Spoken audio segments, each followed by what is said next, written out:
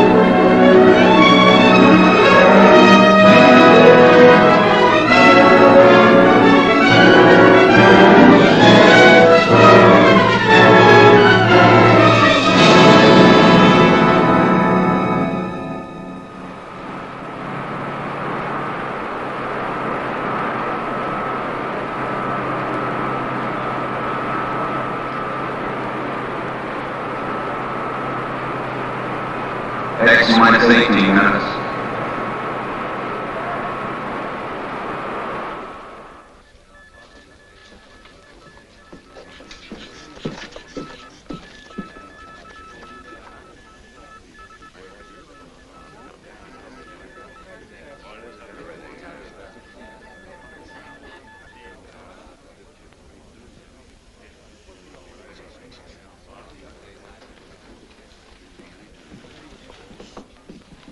Blood pressure slightly high. Nothing to be alarmed about, though. Quite understandable under the circumstance. The weaker sex. The only one whose blood pressure is normal. X minus 17 minutes. With you in the assembly hall in another minute. Shall we go? Good luck. Thank you, Doctor, and good night.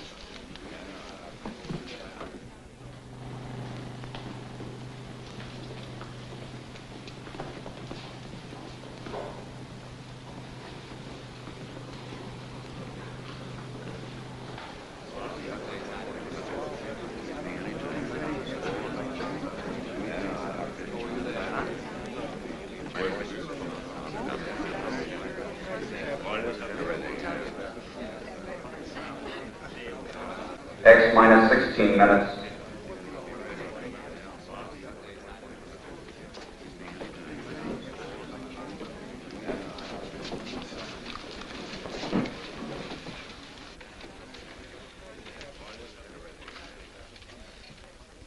Ladies and gentlemen, every news service and newspaper is represented here tonight.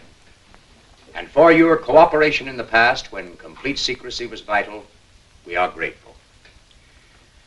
However, I must make something clear.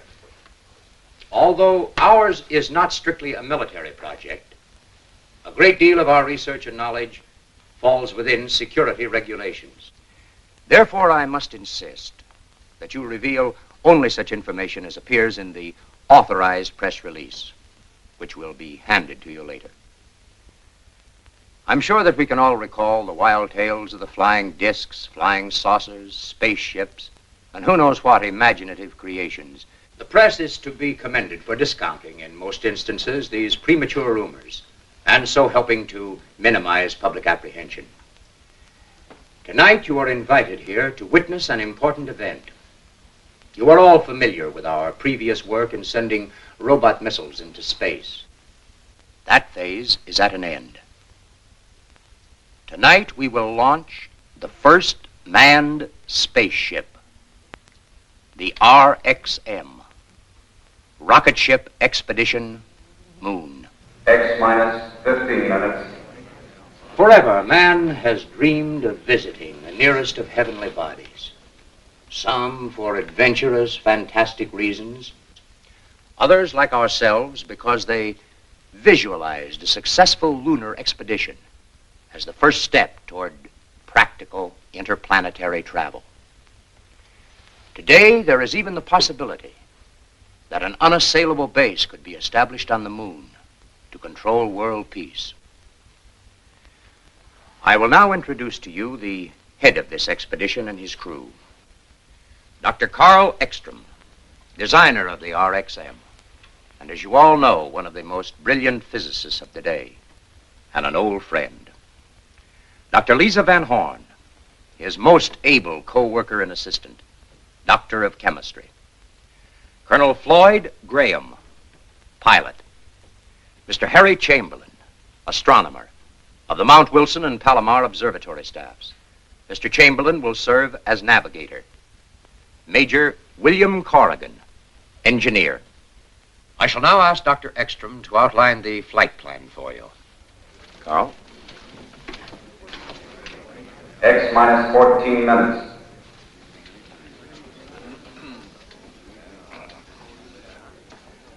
The distance between the Earth and the Moon at its closest proximity is 238,000 miles. We expect to cover this distance in approximately 48 hours.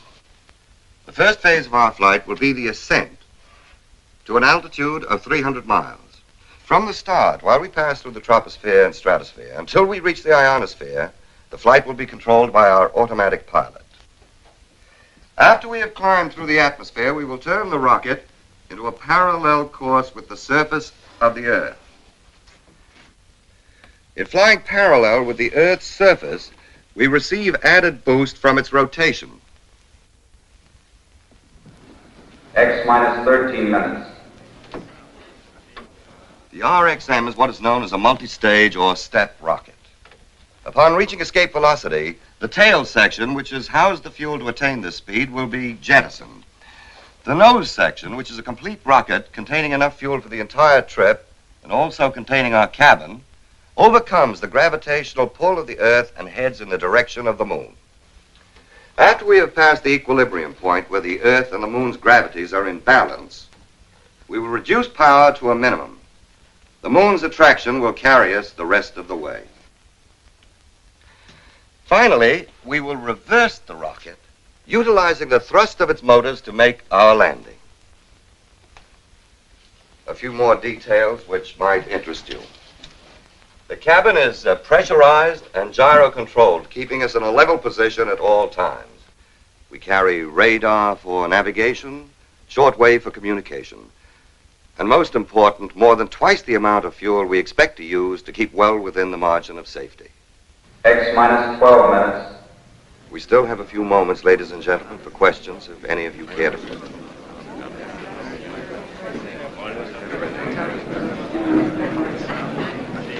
Mr. Chamberlain, how do you fit into the picture? Do you have any family? No, I've been living on mountaintops. I'm afraid it's too lonely for such opportunities. Have you ever done any flying? Only as a passenger. But you're the navigator. But you must realize that intersolar flight requires far more exact and precise navigation than any earthbound voyage. Mm-hmm. Of course, that's incidental. It is? Yes. You see, as an astronomer, I can appreciate the perfect observation conditions on a body without atmosphere, such as our moon. Do you realize that within 1 I've hour... got about 800 head grazing down there. I bought my ranch with the flight pay I saved up during the war. Mm-hmm. How does your wife feel about your going? Well, she's a Texan, too, and well, she knows that when a Texas man makes up his mind to do something, that's it. Period. Say, I wish you fellas could have seen her face, so when I walked in and told her, in the strictest confidence, of course, honey, I'm going to the moon. What did she say? Well, she looked at me for a second and then said, what for? They ain't got nothing there that we don't have more of right here in Texas. We've already made the trip 100 times. What? In the training room. Yeah, I've done more flying this last month than I've done in over 100 missions. And believe me, this is the hottest crew I've ever worked with, especially in the brains department. Yeah, very attractive, too. Yeah, I agree. But you can quote me on this. Unless you look like a test tube or a chemical formula, you haven't got a chance. From the woman's angle, Dr. Van Horn, how does it feel making a trip like this alone with 4 men? To tell you the truth, I never thought much about it. Well, tell me, Doctor, is there any specific reason why one member of the crew should be a woman? I'd like to answer that, if I may. Certainly. The reason Miss Van Horn is making this trip is because of her pioneering research with monatomic hydrogen. It enabled her to develop the first rocket fuel, powerful and concentrated enough to make this flight possible. X minus 11 minutes. Ladies and gentlemen, we are pressed for time. You may view the takeoff from the observation bunker and return to this room immediately afterward. Everybody return here after the takeoff.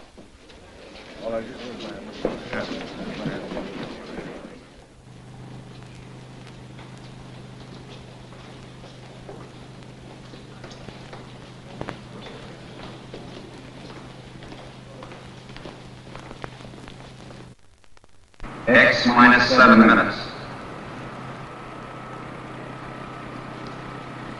Gyro control and compass okay.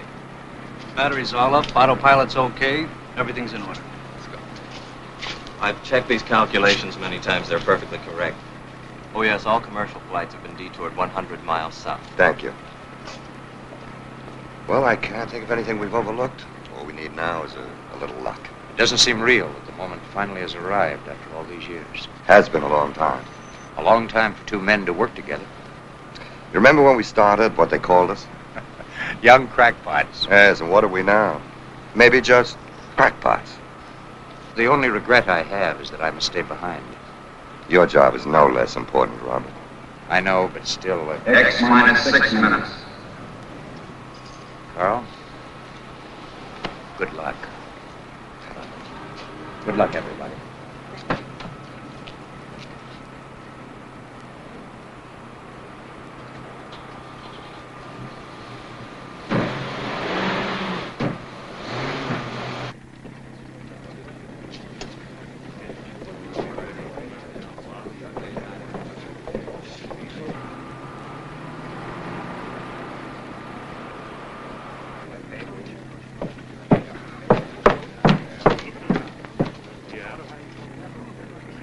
X minus 5 minutes.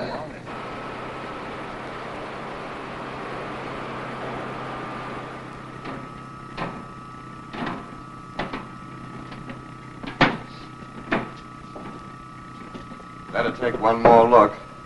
We won't be as close as this to Mother Earth for some time.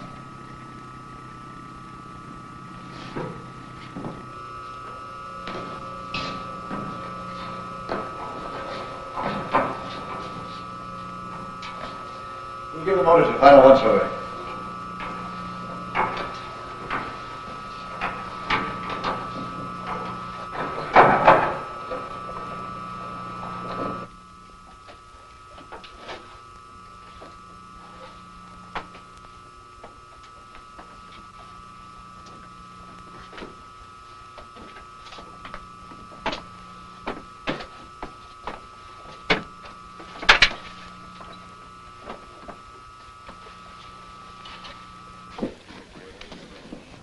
minus 4 minutes. Motor room sealed. Everything in order.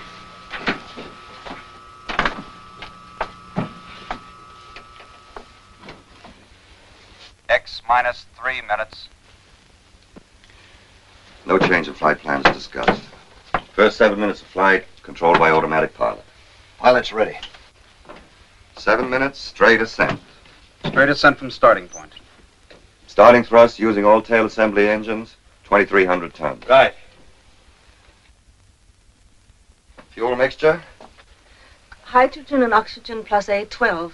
After 120 seconds, hydrogen and oxygen plus A14. After 340 seconds, hydrogen plus A16. After 560 seconds, A16. Right.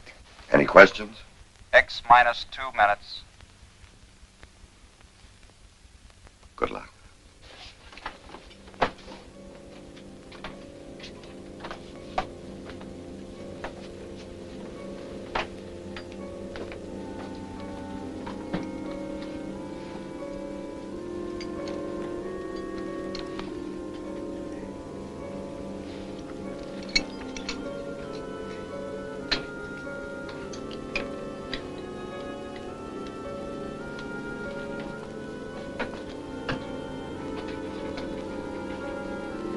X minus 1 minute.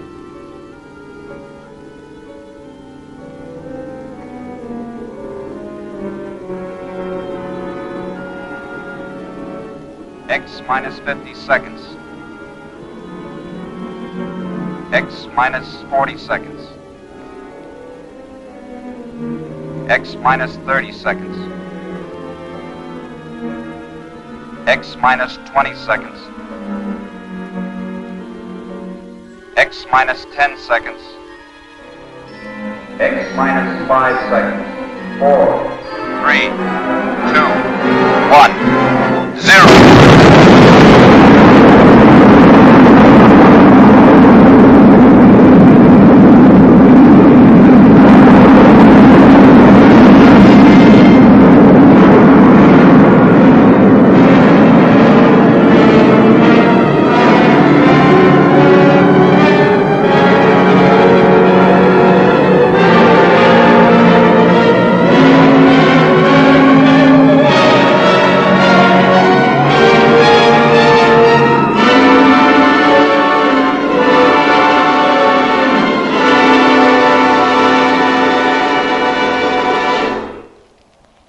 Follow me, we will attempt to establish radio contact with the ship. Welcome back. And it looks like the show is really lifting off, Alice. Haha, she says lift off, funny, funny. Oh boy. Why is there an alien back here, Alice? You have nothing to do with that. It was Bubbles. I highly doubt that, Alice. I know it was you. And the skull is missing its jaw. You know, a few of our viewers were asking why doesn't the jaw match the skull? Well, now they know. Alice hides. Fine, Alice, you hide. At least you admit it now.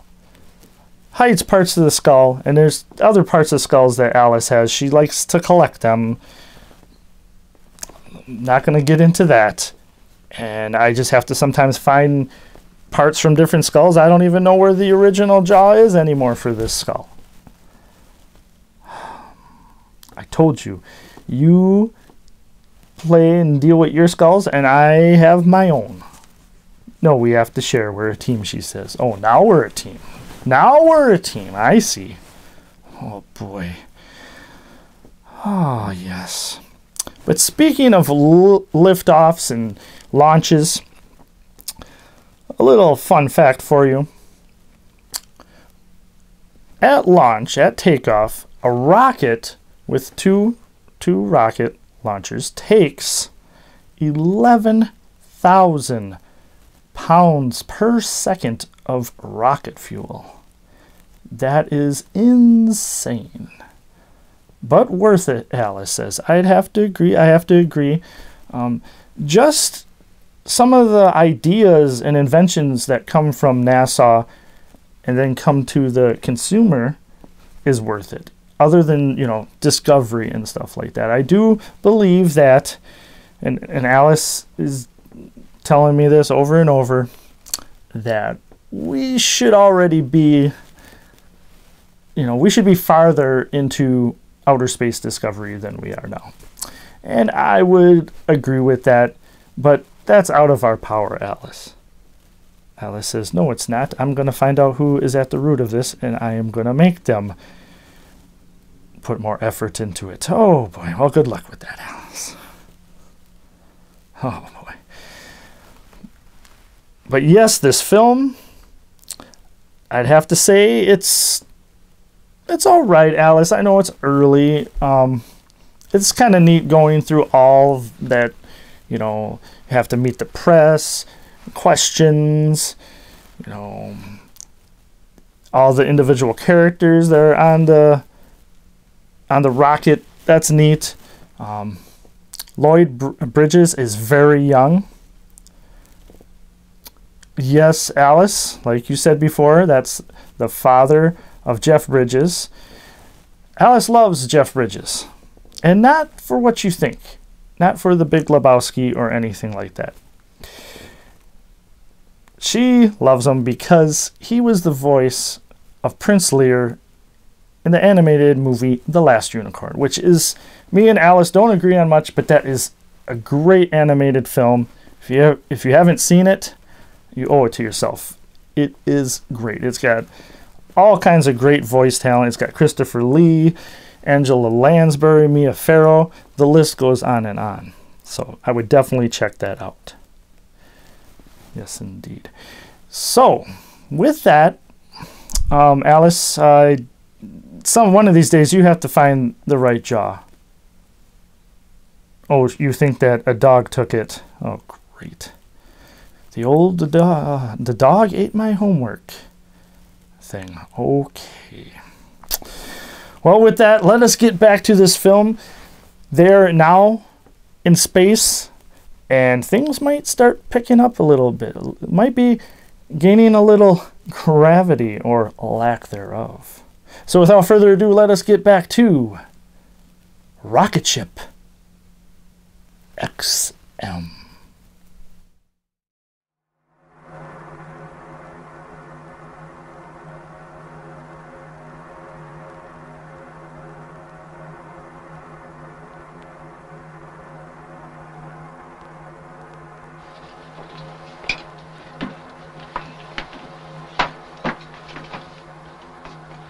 The human body can withstand these accelerations, but it certainly was never meant to. I feel like I was just tossed off a spooky bronc. Are you all right, Doctor? Oh, yes, can't hurt an old campaigner like me. How about you? You all right? Certainly. Radar and gyro compass in order. Automatic pilot okay. Fuel consumption? Normal. Air pressure? 15 pounds.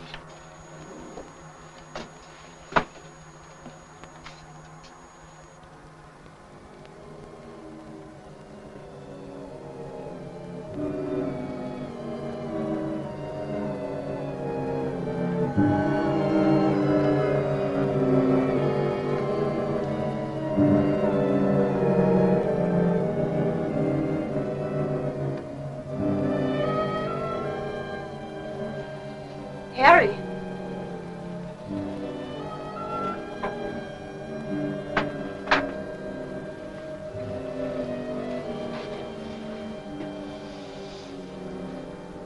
It's a marvelous sight, isn't it? It is. You can study maps and globes and try to visualize. But the actual experience, it's hard to express it. Stand by to turn.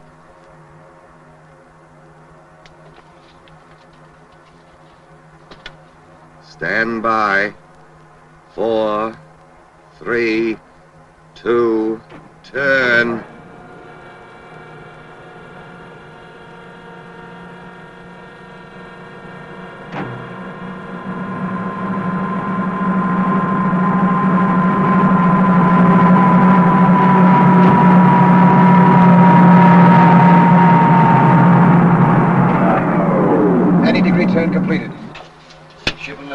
Flight speed, 3,400 miles per hour. Altitude 360 miles. How do we stand on fuel now? 3/10 of pi left in tail section. Mixture at present? A16. Harry, contact the base. Right.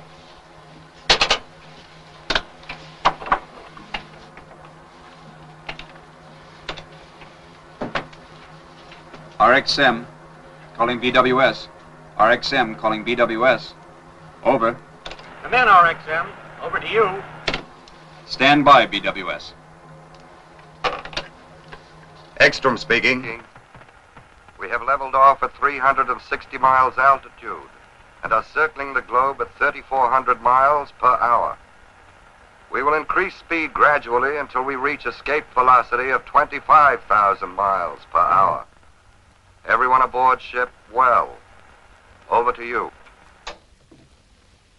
We'll be standing by. 5,500 miles. Continue acceleration.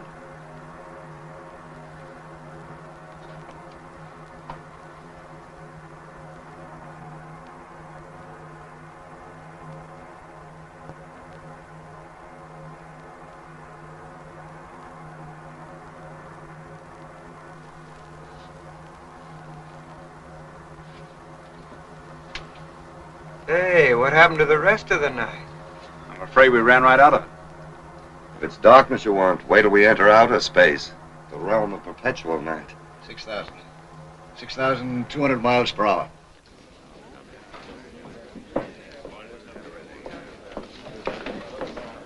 Radar is tracking them perfectly. I had contact with them 4 minutes ago. Altitude 1,600 miles, speed 21,000 miles per hour, constantly increasing. They are about to reach escape velocity. 22,000. Bill, check the pressurizing system and oxygen. Right. Boy, this kind of weather makes me feel right at home. It's like a nice, cool night in East Texas. 24,000. Take a reading the moment we attain escape velocity. Yes. Stand by.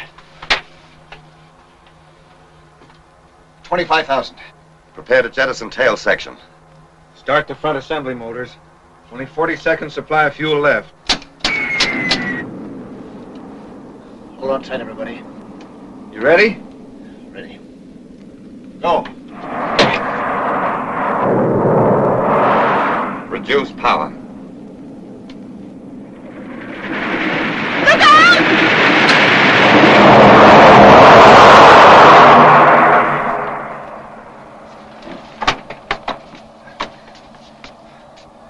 That was a little too close for comfort. We might be in a vacuum, but I sure felt the wind of that one. Harry, contact the base again.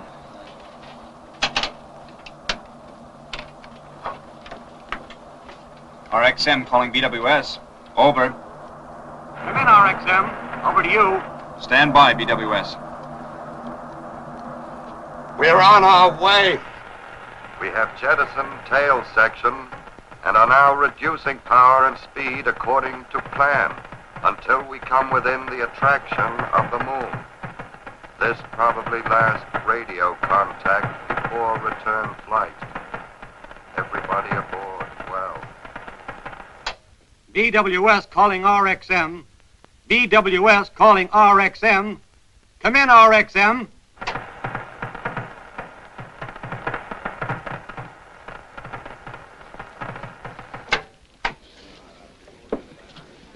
Ladies and gentlemen, we had hoped by having the entire press represented here tonight to eliminate any possible hearsay, rumor, or speculation from your reports. However, I regret to have to ask you to confine yourselves to the official news release. I promise to hand you any news that may come in as soon as it can be cleared.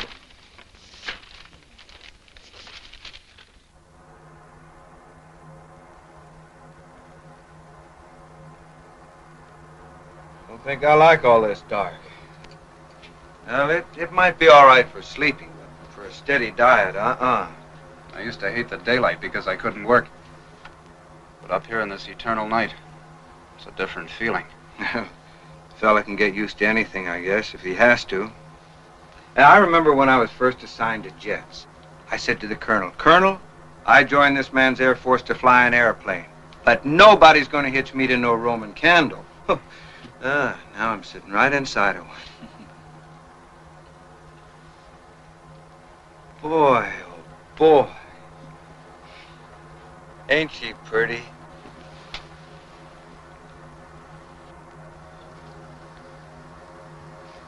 Can you see Texas? No, it's in the other hemisphere. Even so, from this distance, it would only appear a mere speck. A mere speck? Texas a mere speck? Oh, no. Listen, my friend, I'm broad-minded.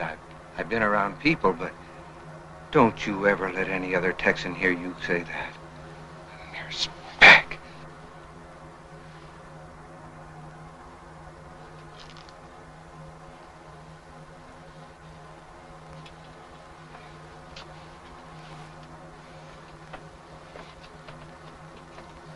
It's the funniest sensation.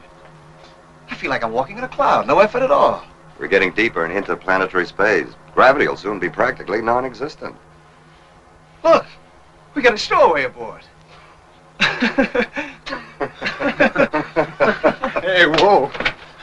I need you. Don't you think it's amusing? There's nothing funny about that. Simply the lack of gravity. Oh, of course, Dr. Van Horn. Better make sure our equipment's fastened down.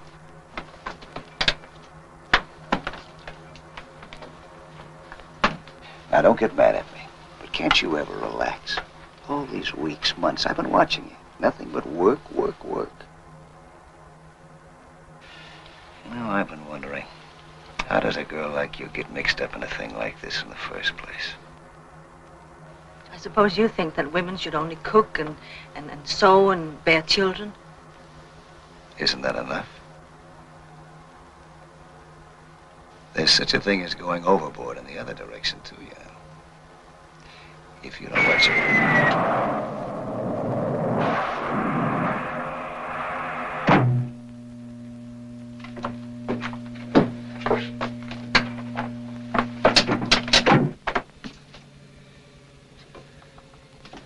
I'll check the engines. Bill, pressurize the motor room first.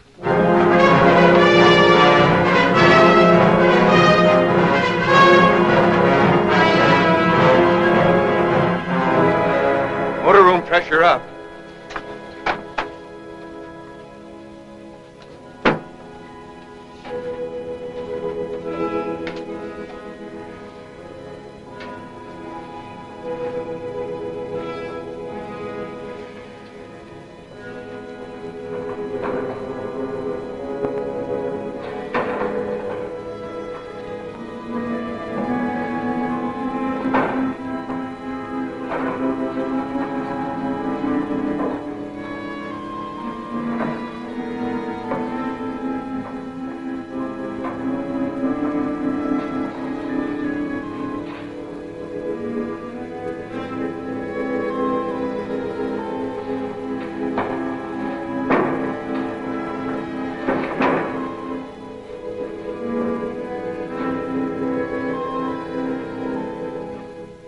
Still drifting.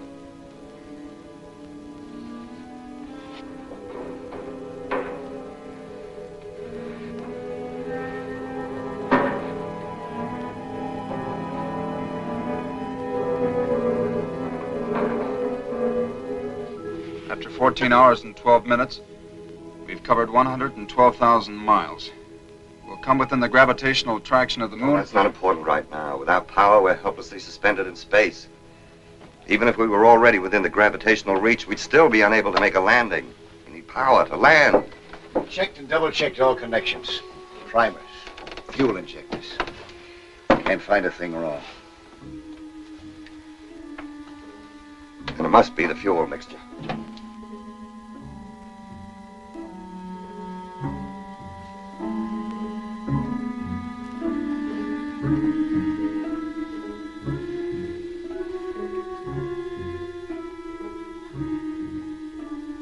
How much oxygen do we carry?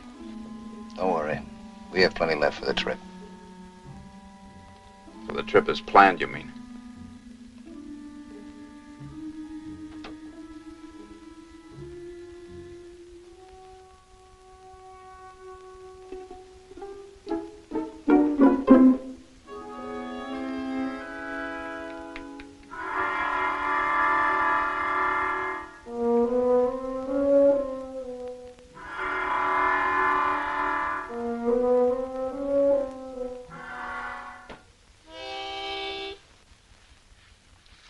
don't mind.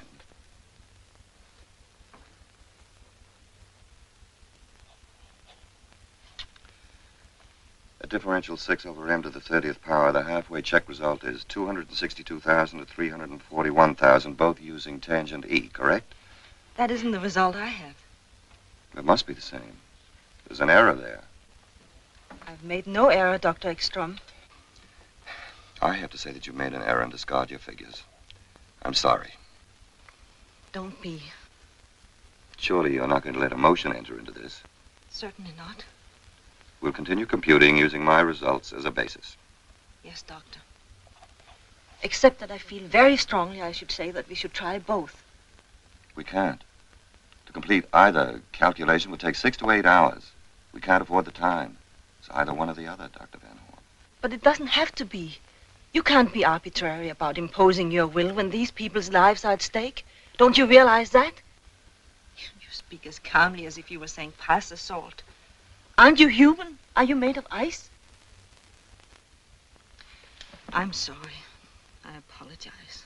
For what? For momentarily being a woman? It's completely understandable, Miss Van Horn. Now, shall we go ahead? Yes, Doctor. Tangent L9. Tangent L9.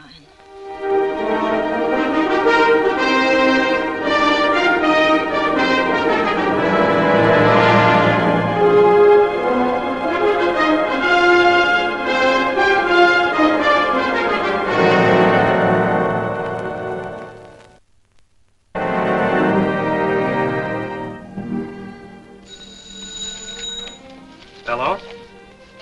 Yes? It's Dr. Hurley at Mount Palomar. Yes, Dr. Hurley? Yes? We located the RXM's position at 7:16 this morning. Since then, there has been very little change. Apparently, their velocity is far lower than we anticipated. Are you sure, Doctor? Thank you.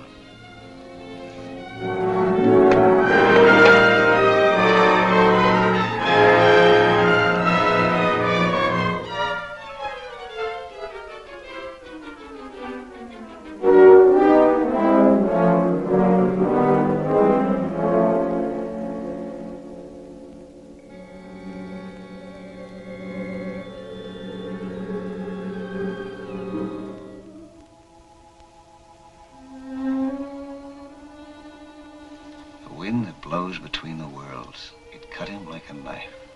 What? Oh, nothing. It's a line from Kipling's Tomlinson. The poem about the chap, someone in our fix. He couldn't get into heaven or hell. Suspended in space.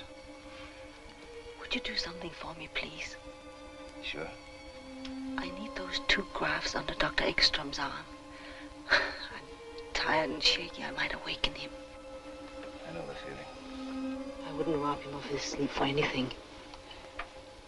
I knocked over a 10-foot Christmas tree once, all decorated, my cousin's house, just from trying to do something when I was too tired. It was about 1 o'clock in the morning. Kids woke up, came rushing in. First they thought I was Santa Claus lying there with a busted tinsel star on my nose. I spoiled everything. Yes.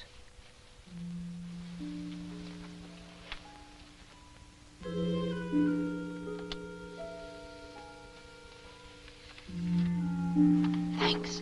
It's no trouble.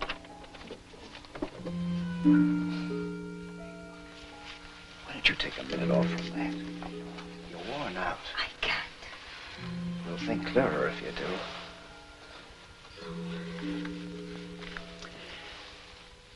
When I was flying in the war, we had a guy like you in some of our long missions. Too bad. Too bad? He blew his top. We had to put him in Section 8. Held it in too long, never let down a second. You're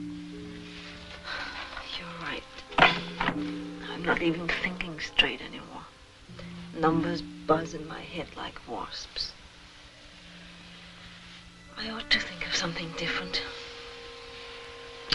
How about that? Something no human being ever saw before.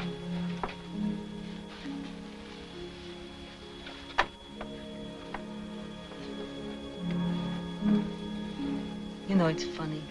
One never thinks of the Earth that way. as a dying planet with nothing to give out but reflected light. A mere moon. You don't speak so disrespectfully of the moon. Mere moon. I've done some of my best work by moonlight. Found its light very effective. For navigation? For any purpose. Don't underrate it. Moonlight's potent. You're speaking of its effect on men and women? On women. I don't need this stuff myself. Oh. You're immune? No. Just don't need it. But did you ever park in an open convertible on the cliffs overlooking the Pacific on a warm summer night when a big moon hung up there like a lantern? The blue light from it walking across the water. Radio playing a nice tune. Waves whooshing on the beach. No, perhaps unfortunately, I never had the time nor the thought to do anything much beyond my profession. Now, don't tell me that you never looked at that old moon except for astronomical reasons. You're right. I have. In Rome once, and in Switzerland, at Lake Lugano. What a nice stroll. Stroll? Yes. Yes, we walked slowly around the edge of the lake for 2 hours. And never stopped? No. Well, everybody to his own taste. It was lovely there. The water black like cold coffee. The moonlight like flecks of ice cream floating on it. The music from the hotel ballroom. Oh, but that was so long ago. Another world. Fine scientist I am. What? Daydreaming.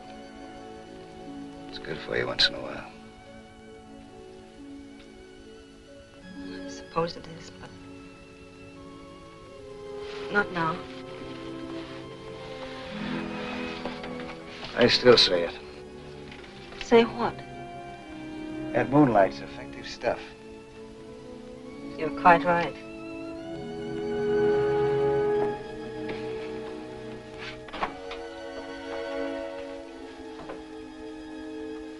What effect a double dose like this would have in a convertible? Nothing. Skip it. Meteorites!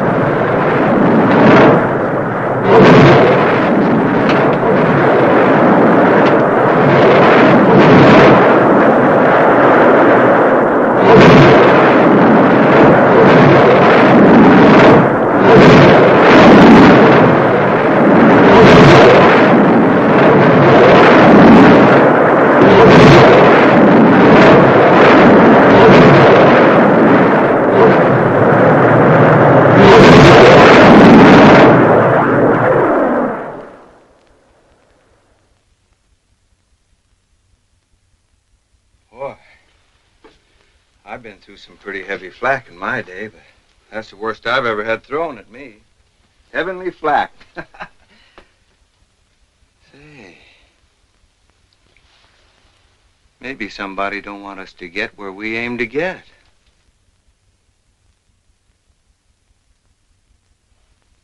Oh, cheer up, Harry. After what we've been through, we'll get there all right. Maybe it'd have been better if one of them had struck the ship.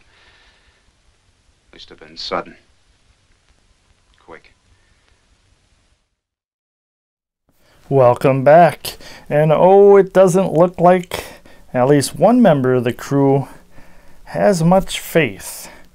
He was hoping that the meteorite storm would have crashed into them and made the ending quick. Yes, indeed. And I would imagine if you're not enjoying the film, you might think the same. I'm not there yet. It's okay so far. I'm not going to bash it too much. You can definitely see some humor. I like that they added some humor in there. Yes, indeed, with the jacket moving up and them saying that, oh, I didn't know we have a stowaway. That was funny. That was funny. Of course, Lloyd Bridges was also in the movie Airplane and Airplane 2 and a couple other funny movies as well, kind of parody type films as well, among many, many other films. He was a very busy actor, indeed, indeed.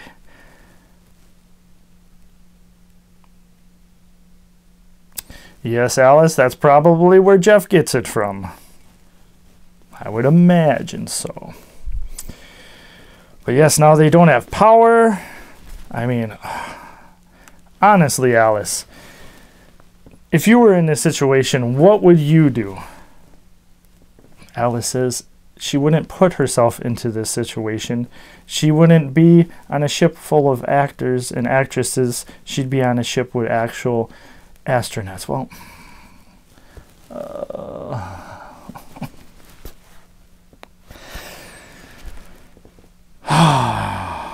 every show.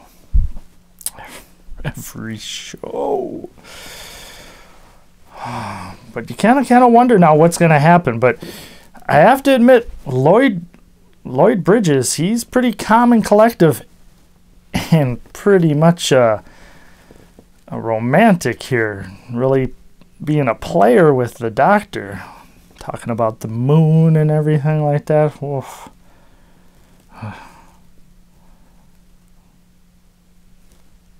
Alice says, well, when the moon hits your eye like a big pizza pie, that's amore, she says. Oh, boy. Big Dean Martin fan here. Big Dean Martin fan. I don't have anything against the guy, but when you hear it all the time. Yes, Alice, I know you don't just play Dean Martin records. You also play the Walt Disney soundtrack from Alice in Wonderland. Yes, I know. I know that too. Some people, you know, they had to hear the song Let It Go from Frozen. Oh no, I have to listen to Alice in Wonderland. And by the end of it, I'm mad like the Hatter. Alice says, well, you do have a hat. Mind you, it's the wrong kind. Oh boy. All right, well, we're halfway through, Alice. Let's see where this movie takes us, because I am very interested. What's going to happen? You know, no power to the engines this early in the film? Bad things, you know. Bad things could happen. Yes, indeed. So, without further ado, let us get back to this film and see where it takes off, even though it already took off, Alice says. Yes, I know. From 1950, Rocketship-XM. No, it's not. It's not XM radio. It's not a station, Alice. Oh.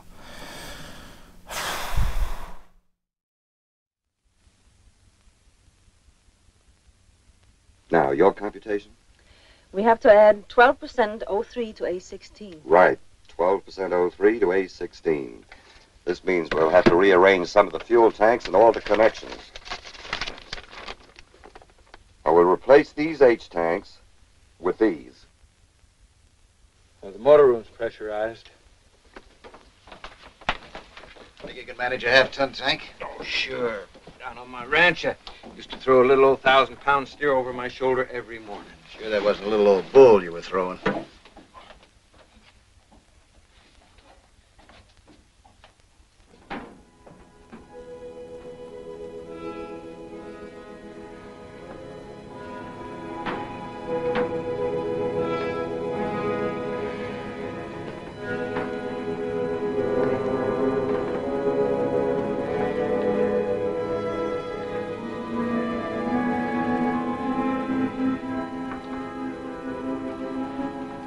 All right, Sampson, let's see you do your stuff. Think I was kidding, huh?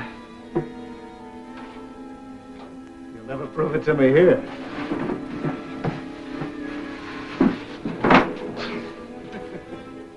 Doctor, can we be quite sure these proportions are safe? We never proved them by experiment. The mathematical theory is beyond question. O3, though. Sometimes it behaves unpredictably. Woman's intuition again? 12%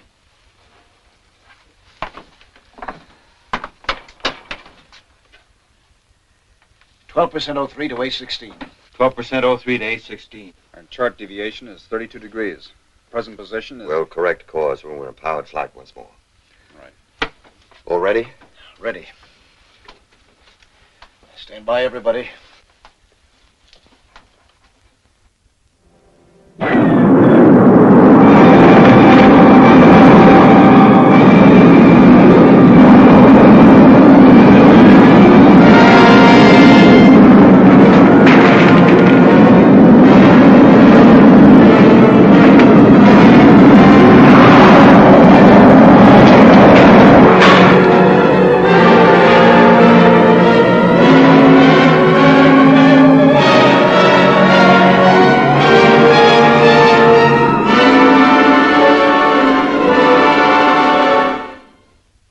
That again, Dr. Hurley. Are you certain? Yes. Yes, I see. Thank you.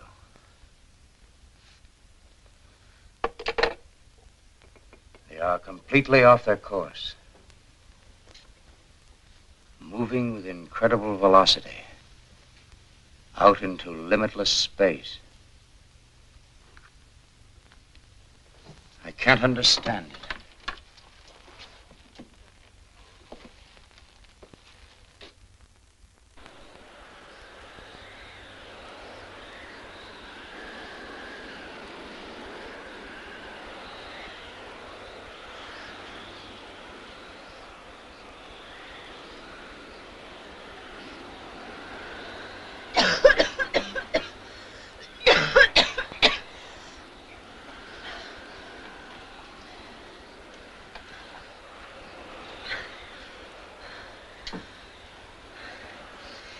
Lloyd.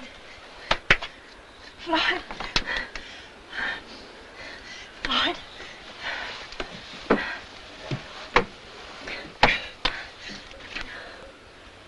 You all right? Yeah, I'm all right. Harry.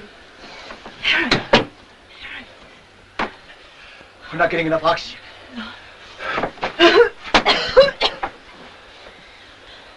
Bill.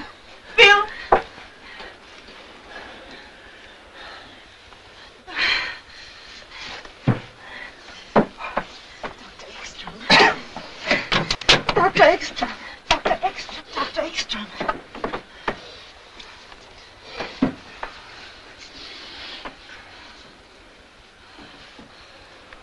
How long has it been since... I'm afraid we'll never know. How are the others? I think everybody's going to be all right. It must have been days. Fortunately, the engines were turned off. When? I must have turned the levers off when I blacked out. But at what speed? You know the consequences of a body moving with unchecked velocity in free space. Infinite motion. So we made a little detour.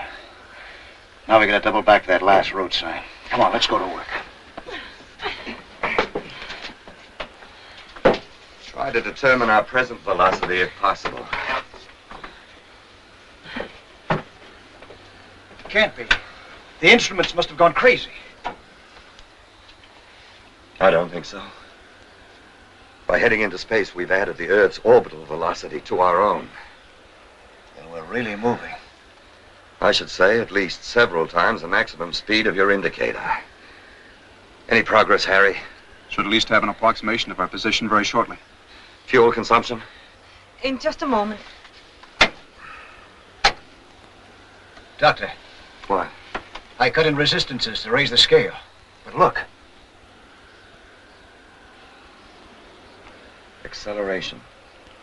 Definite acceleration, but with the motors off, that's impossible unless...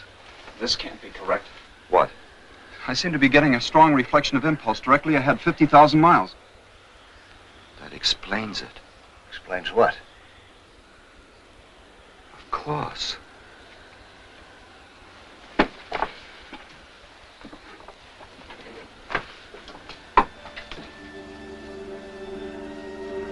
Unbelievable. It couldn't be mere chance.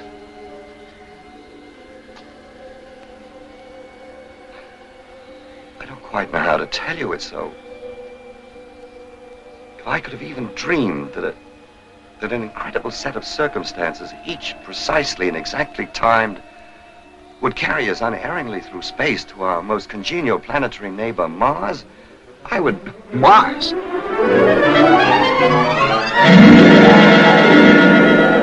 It's utterly unbelievable. No doubt whatsoever. Unmistakable. Mars? What do you know? What does it mean, Doctor? It means there are times when a mere scientist has gone as far as he can, when he must pause and observe respectfully while something infinitely greater assumes control. I believe this is one of those times. We shall go on, of course. Our overall fuel consumption was 42%. a Martian landing. Approaching a planet with atmosphere is far easier than the lunar maneuver. Certainly we shall go on. We should be betraying an unprecedented opportunity to do otherwise. And I'd suggest there's a couple of little things we might do. This ship isn't going to land itself, you know. Mars. I'll be darned. We must first compute the correct thrust and fuel mixture to comply with anticipated conditions. Escape velocity, 12,500 miles an hour. Oxygen at surface level, 15%. Prepare to change to parallel course at distance 1,500 miles. Right. I've located them. Located what? The Earth and Moon. Well, where are they? Here, take a look.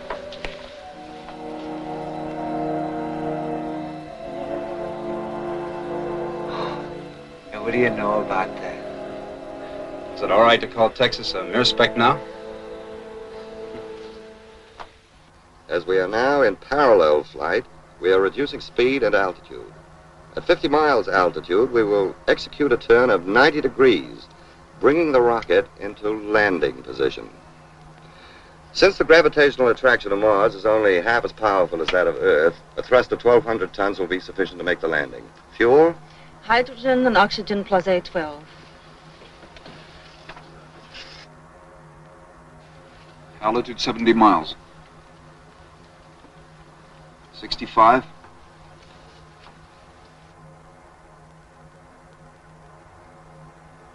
60. 55 miles. Stand by to turn. 50.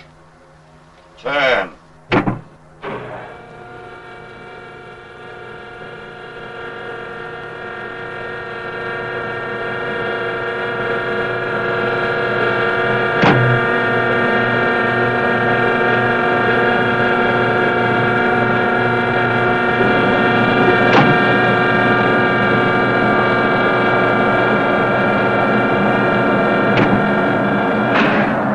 Degree turn completed. Reduce power.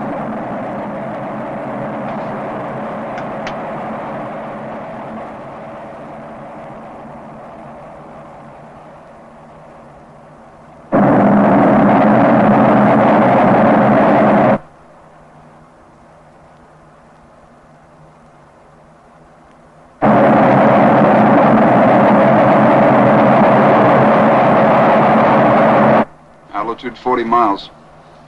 38 miles. I only hope the light holds out. It's getting dark down below.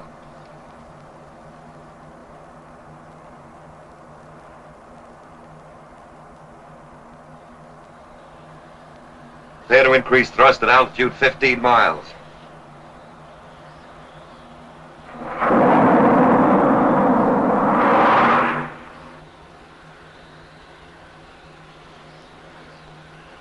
It's getting darker rapidly. But as far as I can make out, the terrain is suitable for landing. Altitude 6 miles. 5 miles. 20,000 feet. 18,000. Thrust at present, 1,250 tons. Stand by to increase power. 15,000. 12,000. 10,000. 8,000. 7,000. 6,000. We're losing altitude too fast. Increase thrust to 3,000 tons. 4,000 feet. 3,000. 2,000 feet. Reduce thrust slowly to 1,250 tons. 1,000. 500.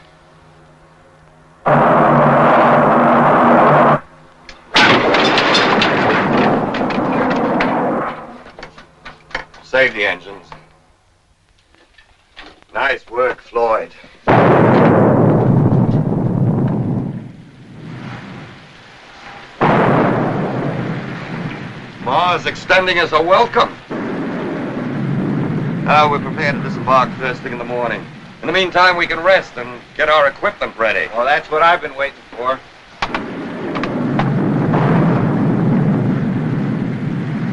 Yeah, I've been itching to get into one of these things. Sorry to disappoint you, Bill. We have atmosphere here. We won't need pressure suits. Which works greatly in our favor, too. We can accomplish so much more unencumbered. As far as equipment's concerned, we'll take oxygen mask, camera, paraphernalia. What about data for the return trip? It must be exact and precise. Hadn't we better begin preparation? Yes, of course, you're right. We have so little time here. Such an opportunity. Let's think about that for a little while first.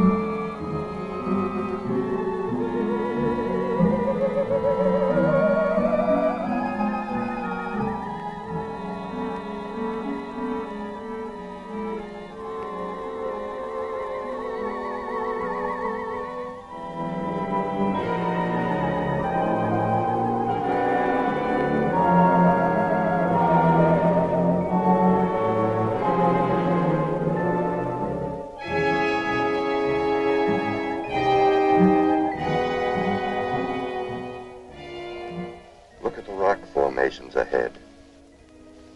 Notice the abundant coloration? Green, orange, yellow, black. A sign of tremendous mineralization. Manganese, copper, nickel, pitchblende. Immense deposits of pitchblende. You figuring on staking out a claim here? Just making sure we can find our way back.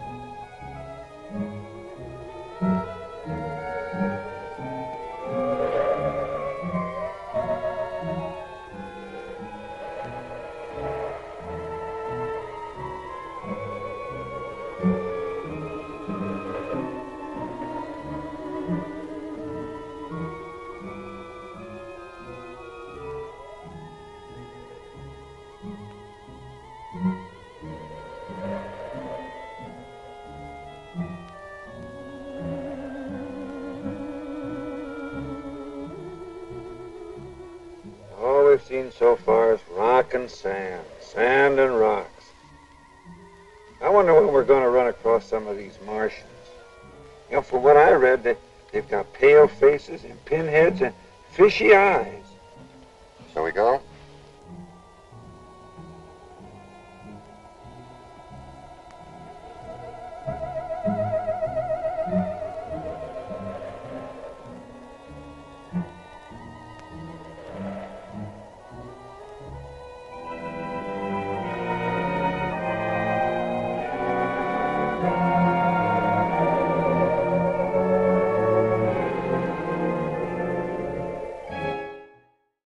Seriously, really?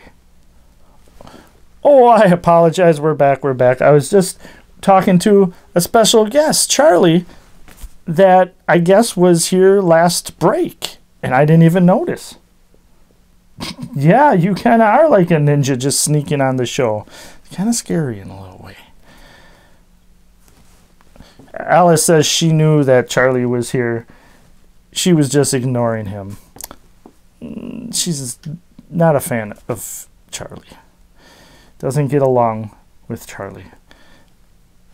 Alice doesn't get along with many people. You know, Alice, you should give Charlie a chance. I mean, he likes outer space, spaceships. Lies, she says. Why can't you trust Charlie? Because he's a big dummy. Oh, boy. Oh, my gosh. All right.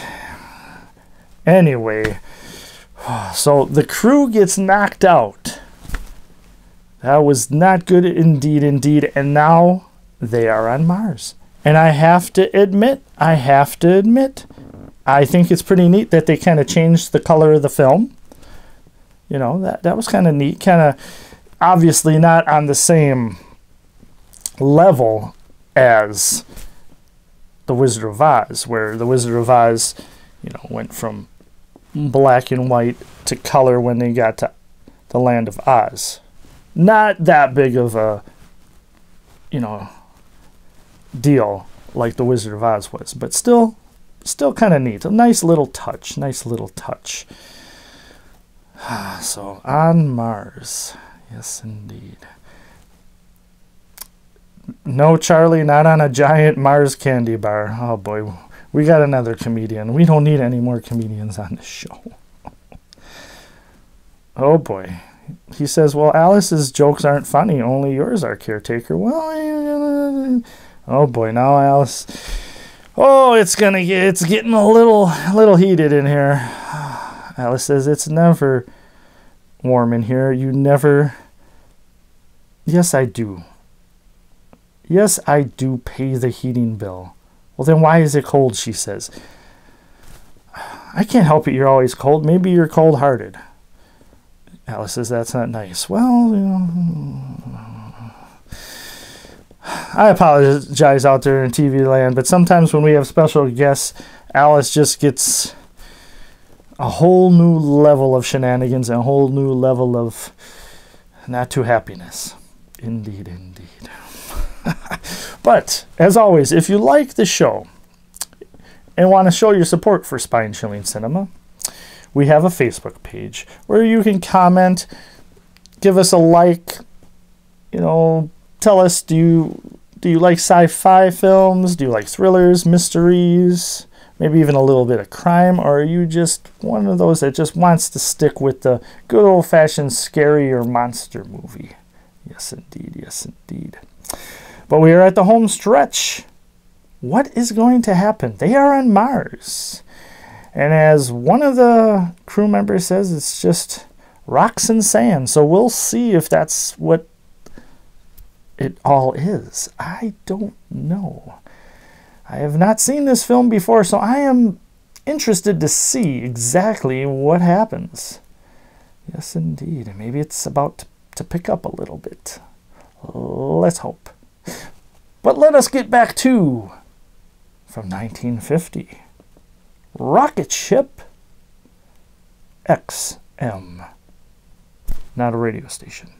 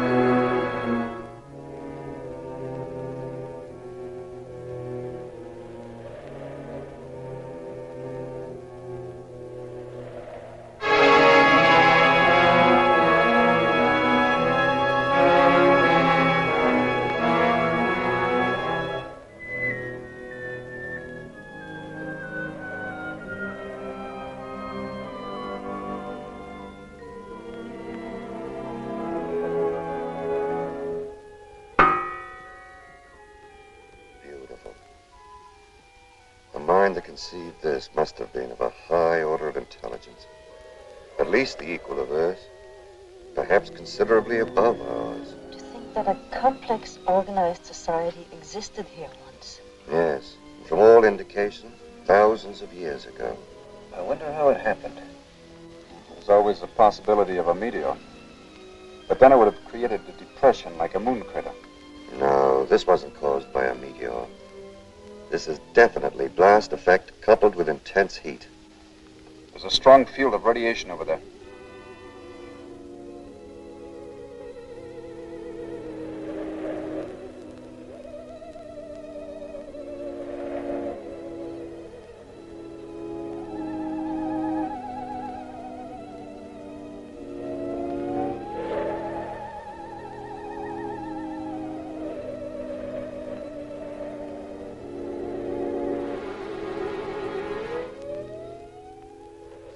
You'd better stop.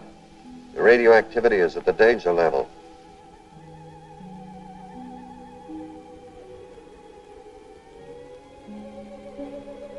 Ironic, isn't it? The mind of man, wherever you encounter it, Earth or Mars, the highest attainments of human intellect, always diverted to self-destruction. Perhaps the entire surface of the planet is one vast ruin, like this. Don't you think we ought to start back to the ship? I agree to that. We're neither prepared nor equipped for any stay here. We have supplies for several days. Let's use this precious time as effectively as we can. I agree with Dr. Ekstrom. A day here is more valuable than years of research on Earth. Well, okay then, let's get going.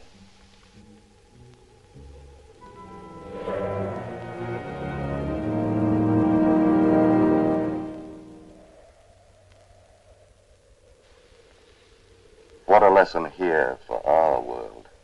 One blast, thousands of years of civilization wiped out. Could there have been any survivors? I should hate to think so.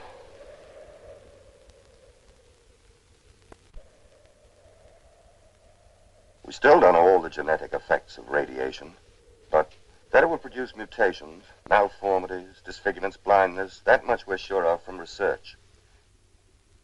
A blast like this, I should hate to think that any survived. Why don't you try to get some rest? If I ever get back to Texas, I'll know better than to leave again. Yes, sir.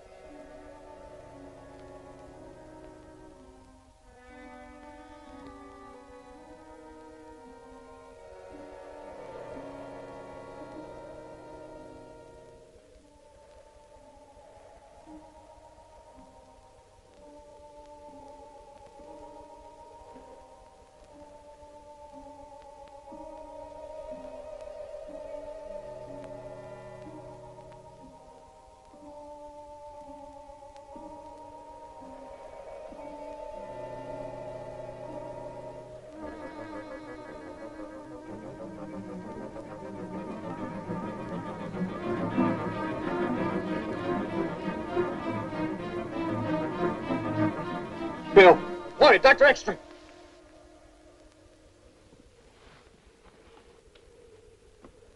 There were men out there. Look, you gotta believe me. It wasn't a nightmare. I haven't slept at all. I tell you, I saw them. Where? Right out there. And when I yelled, they disappeared. All right, let's go see.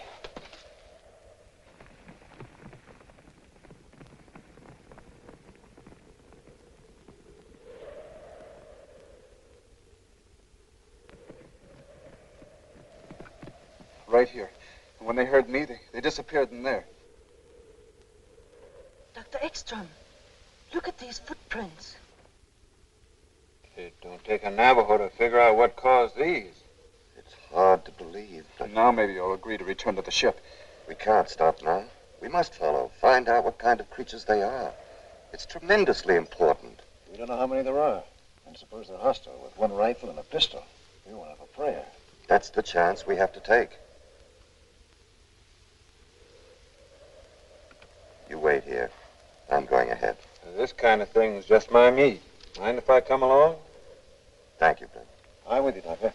No, Floyd, you three stay. But I'll have to make that in order. Come on, Bill.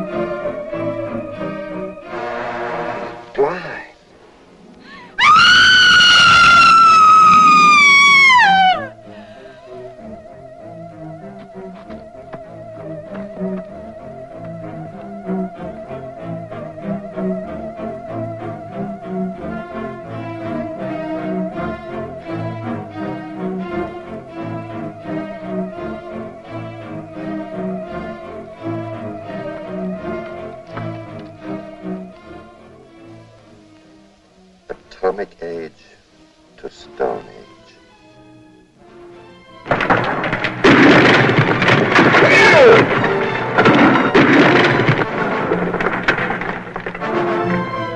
Bill!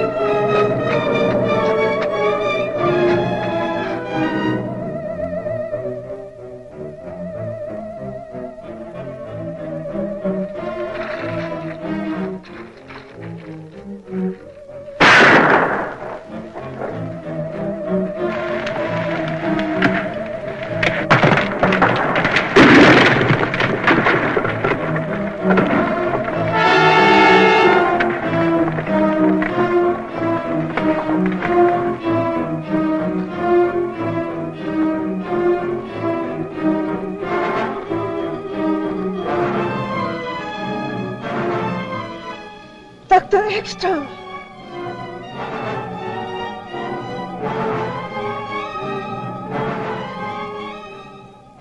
Where's Bill?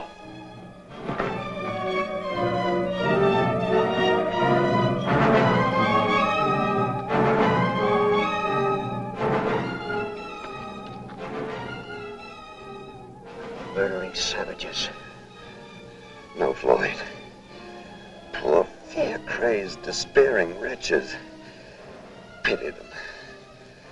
Pity them. Don't talk anymore. You must get back to Earth. Tell them what we found. Maybe this will...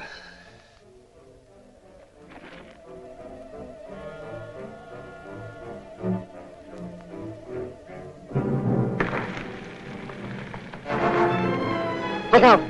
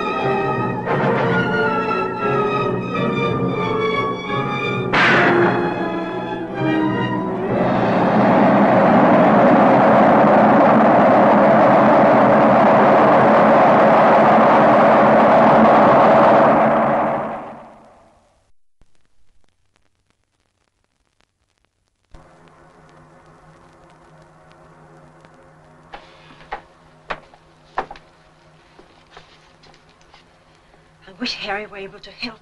It's impossible to get a precise result without radar. You've done a wonderful job. We should have fuel enough for a landing. When will we feel the Earth's gravity? As soon as there's an increase in speed.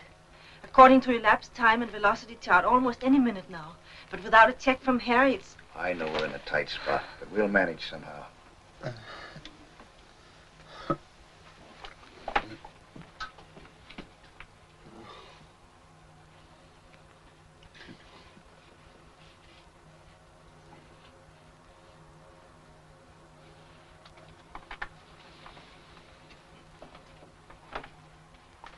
Any sign of increase in speed? Not yet. You know, you're a pretty swell girl, Lisa. Girl? I'm not Dr. Van Horn anymore? No, just Lisa. Doing her job. No, I don't see you that way at all. I see a woman sweet, gentle,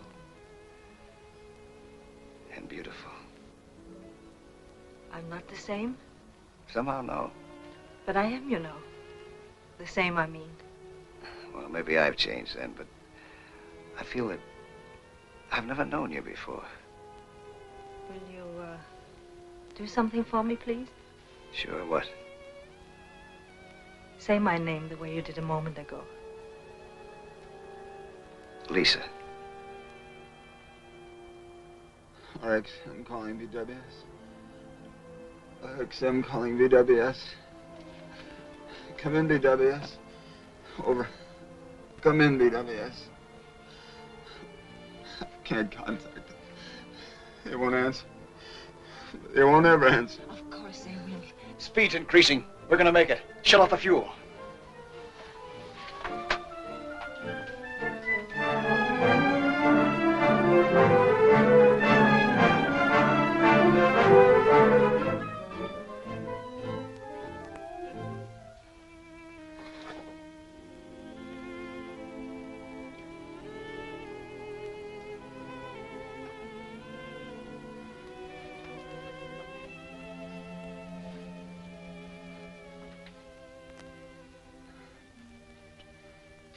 I'm sorry. I wish I could help. You heard what Floyd said. Everything will be all right. What about the fuel? We lost so much. Yes. Well, we'll have enough for a landing.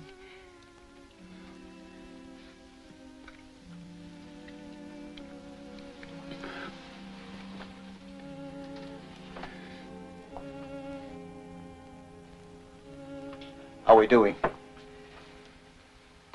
Not so good. Well, what's the matter? Everything's worked out so far, right in the nose. We haven't got enough fuel for a landing. Not even for an approach. But the motors were functioning perfectly before I shut them off. At 1/10 of capacity. I'm sorry, it's all my fault. Maybe it's only the instruments.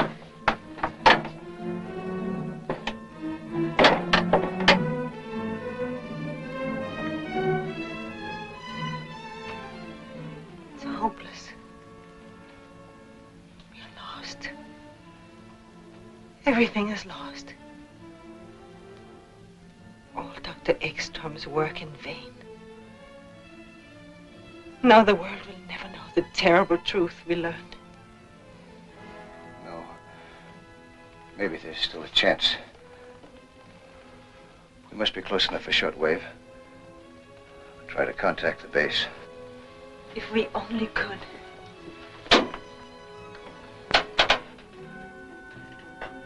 We must report everything. Tell them as much as we can. What we saw. The mistakes that we made. RXM calling BWS. RXM calling BWS. Dr. Fleming. Yes? The radio control room just called. They've contacted the RXM.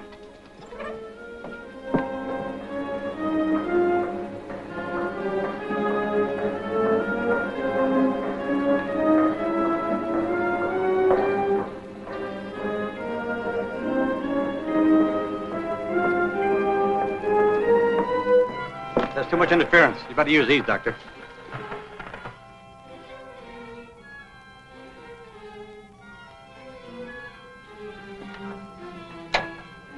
PWS. Fleming speaking. Calling RXM. Come in, RXM.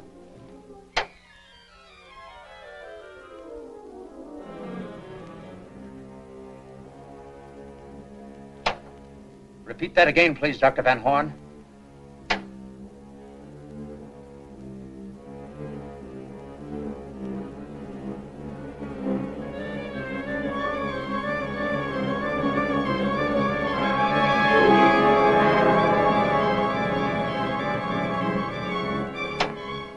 What about Dr. Ekstrom?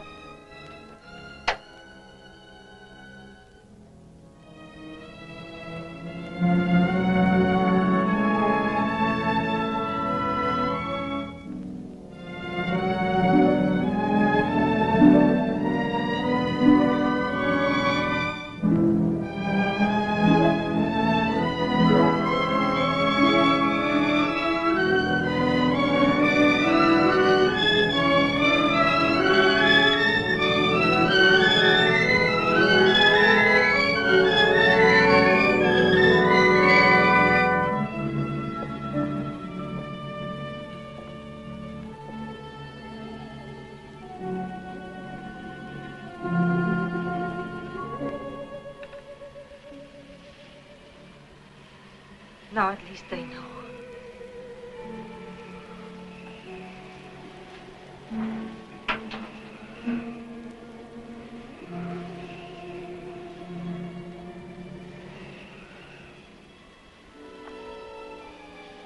Lloyd, hold me. Hold me tight. I wish I knew some words that would help. I'm sorry that we haven't had any time. That we didn't meet or know each other the way we do now sooner. Time isn't so important. Oh, yes, yes, it is. Don't. We can say that time is behind us, that we've had years together. Yes. I can tell you about 1,000 wonderful hours we've spent together, because I feel we would have, inevitably. And there's not that much difference between the future and the past. Not if you feel this way about it, no.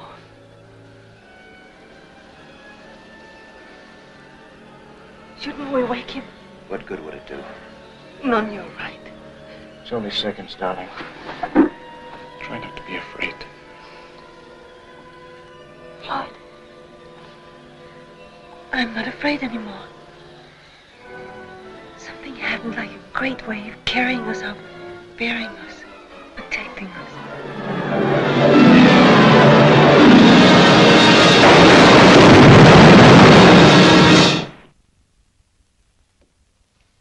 Dr. Fleming? Yes? The men from the news syndicates are still waiting. All right, let them come in.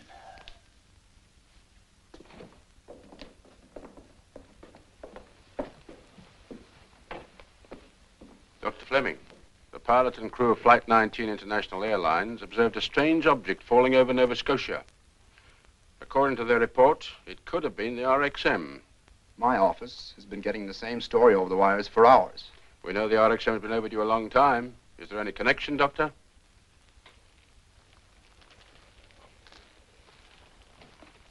As yet, there has been no confirmation, but yes, I believe there is a connection. Then they all perished in the crash. No, 2 were lost earlier. But the flight must be considered a failure. Failure? Every point of our rocket theory has been established. It has proven that interspace travel is not only possible, but practicable. And it has supplied us with information which may well mean the salvation of our own world. No, gentlemen, the flight of the RXM was not a failure. Tomorrow we start construction of RXM-2.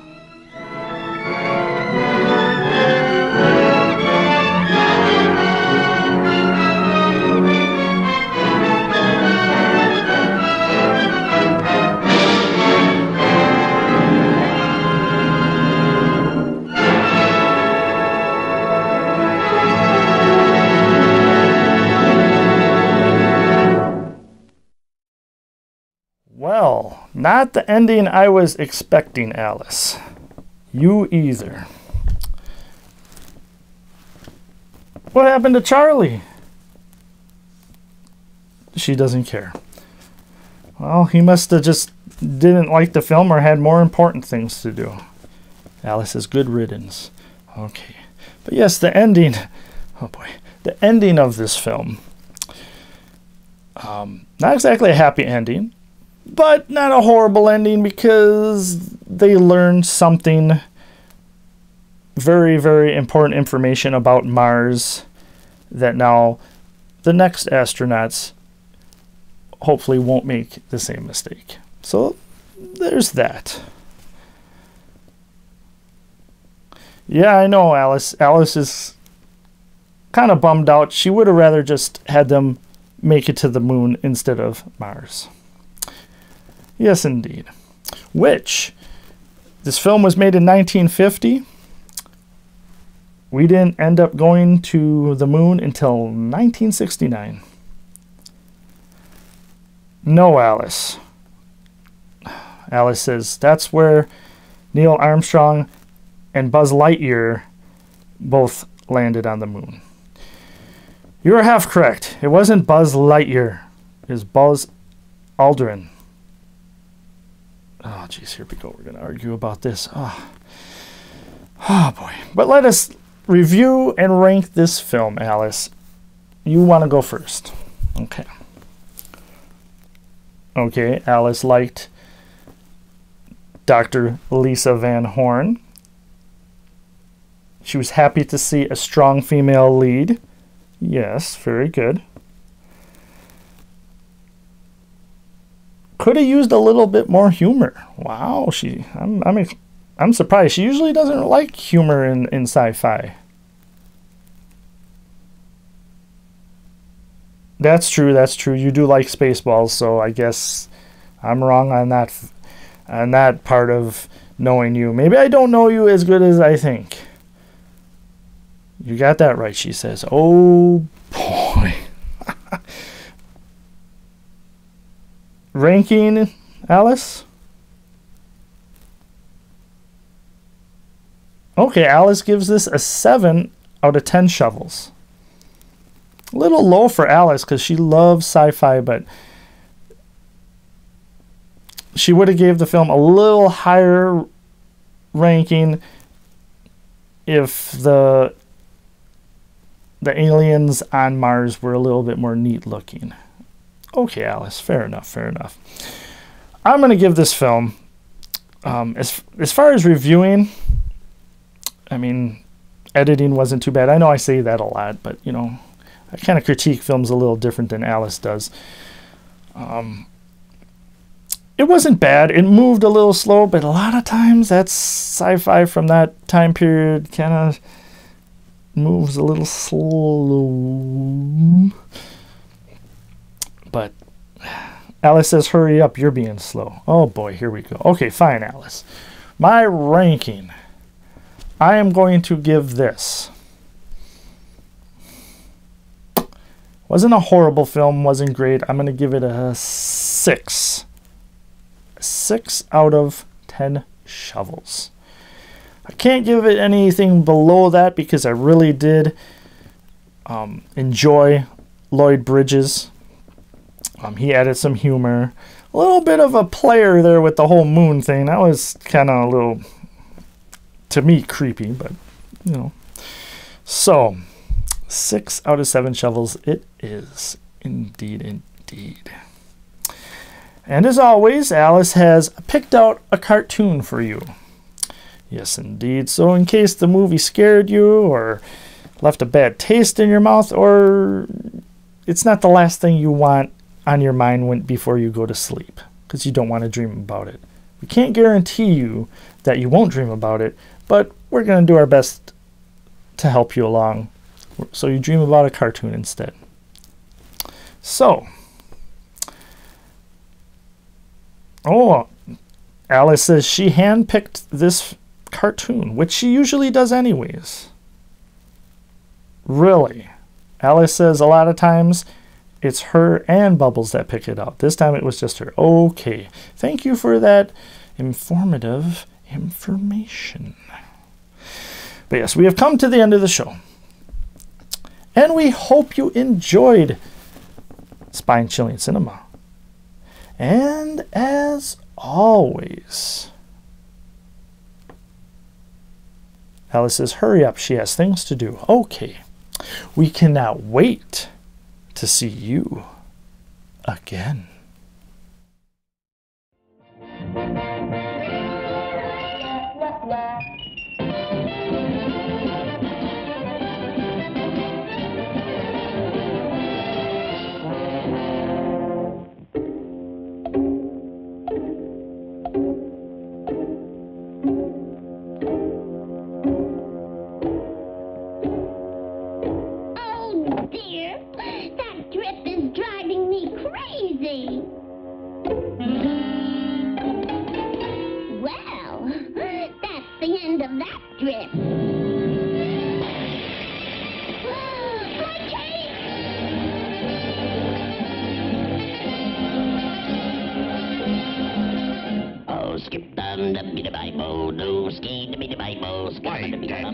Popeye. He ain't getting all of this time.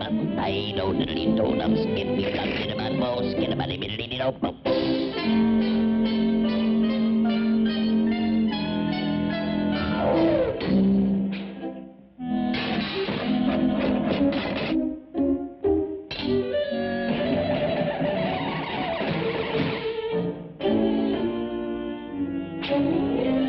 Get out of my way, shorty. I was here first, you big Pluto.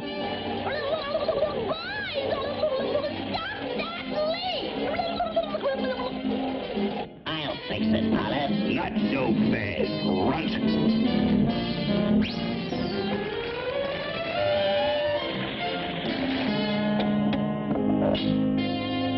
There you are, doll face. Oh, thanks. You fixed it good, Pluto.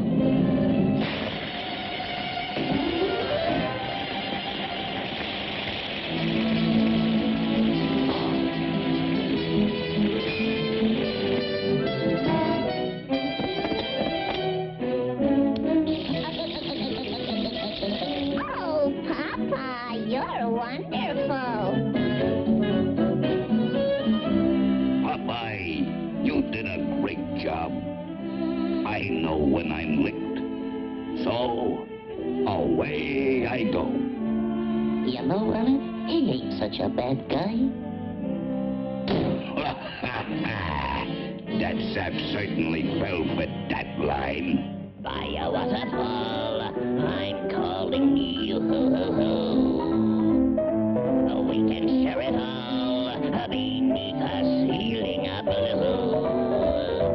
We'll spend a heavenly day here where the whispering waters play.